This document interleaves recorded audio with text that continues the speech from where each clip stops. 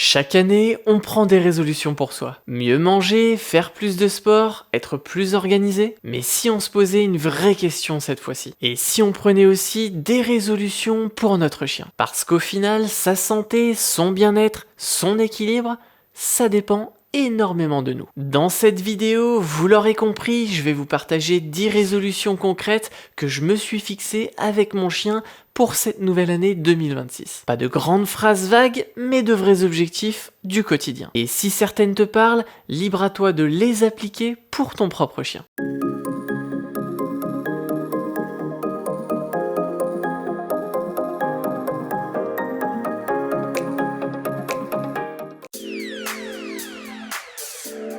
La première résolution que je me fixe, prendre plus au sérieux l'alimentation de Sangha. Concrètement, ça veut dire arrêter de nourrir par habitude et comprendre réellement ce que je mets dans sa gamelle. Ça implique de lire les compositions, adapter les rations et tester tout simplement ce qui lui convient le mieux. D'ailleurs à ce propos, j'ai sorti une vidéo pour t'aider à lire une étiquette de croquettes et ne plus faire d'erreur. Je te la mets juste ici et je t'invite à aller la voir juste après celle-ci. Avec Sangha, j'ai clairement vu une différence quand j'ai commencé à m'y intéresser sérieusement. Plus d'énergie, une meilleure digestion, un poil plus brillant. Alors pour 2026, ma résolution est simple. Je continue à apprendre pour faire les meilleurs choix possibles. Et si toi aussi tu te dis que tu peux améliorer ce point-là, alors c'est peut-être une bonne résolution à prendre.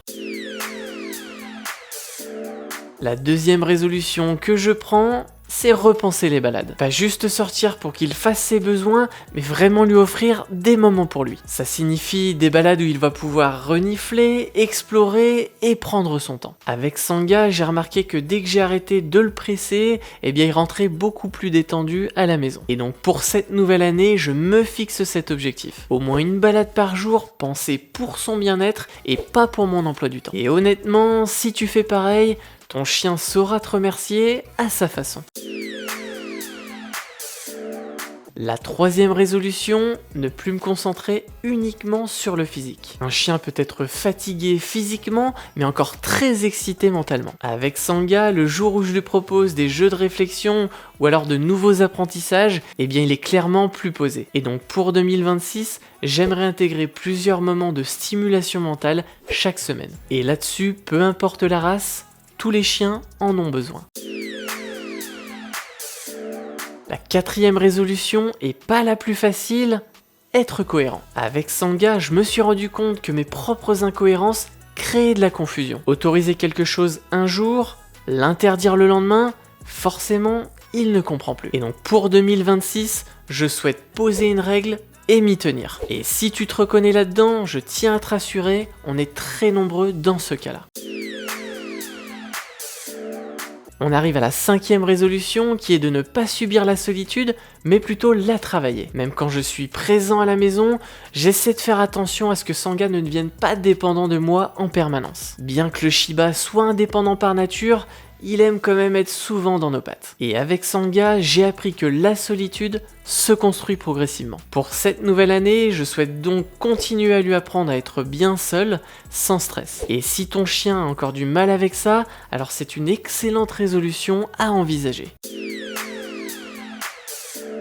La sixième résolution, c'est tout simplement de mieux observer Sangha. Ses signaux, ses inconforts, ses limites. Avec le temps, j'ai compris que quelques problèmes venaient tout simplement d'une mauvaise lecture de ma part. Et donc pour cette nouvelle année, je me fais cette promesse, prendre plus de temps pour observer avant d'agir. C'est une résolution qui peut paraître simple, mais qui change énormément la relation.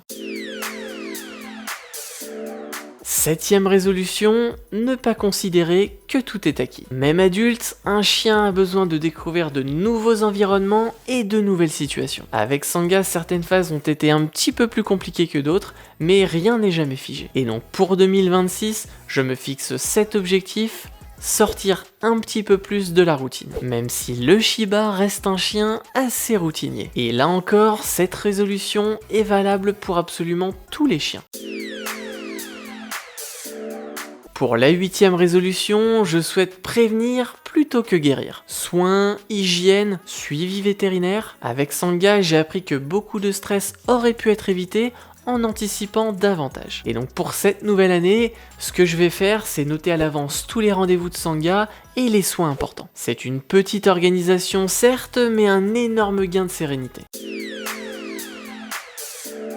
Pour la 9e et avant-dernière résolution, très importante pour moi, ça va être de respecter les limites de mon chien. Sangha n'est pas une peluche, malgré les apparences, et il a le droit de ne pas aimer certaines situations, certains contextes, et tout simplement certains contacts avec d'autres chiens ou d'autres humains. Pour 2026, je me fais cette promesse, arrêtez de forcer pour son bien-être. Et si toi aussi tu prends cette résolution-là, alors la relation avec ton chien ne pourra que s'améliorer.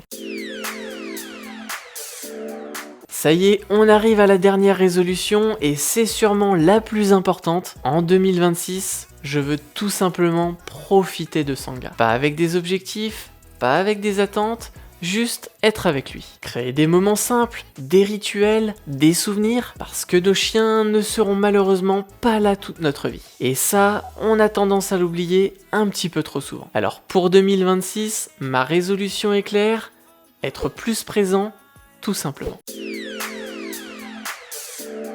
Voilà, on vient de voir ensemble les 10 résolutions que je me suis fixées avec Sangha pour 2026. Et dis-moi toi en commentaire quelle résolution tu aimerais prendre pour ton chien pour cette nouvelle année. Et bien évidemment, si cette vidéo t'a parlé, pense à lâcher un pouce bleu et à t'abonner. Parce qu'en 2026, on va continuer à avancer ensemble pour eux. Sur ce, je te souhaite de passer une excellente année 2026 avec ton chien.